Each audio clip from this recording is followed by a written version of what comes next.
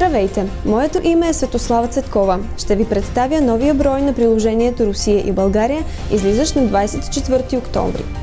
Постарахме се да подготвим най-интересното и ето някои от материалите, които ще намерите в новия брой.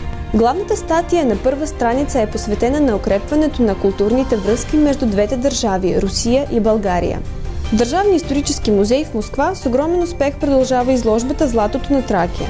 Организаторите твърдят, че тя няма да остане единственият съвместен проект. Планират се и други общи инициативи, други образователни и научни проекти. На втора страница ще намерите интересно интервю с директора на най-доброто училище в Русия според Министерството на образованието. Училище 1535 се сътрудничи с вузовете, 7-те профила, от които ученикът може да избира, са създадени специално според потребностите на факултетите. Но тайната на успеха не е само в това. Трета страница е изцяло посветена на съдбата на АЕЦ Белене. Енергетиката е промишленото сърце на всяка страна. Русия продължава да смята България за един от най-важните си партньори в Европа. В новия брой ще намерите експертно мнение по въпроса и анализ на руско-българското партньорство в тази област.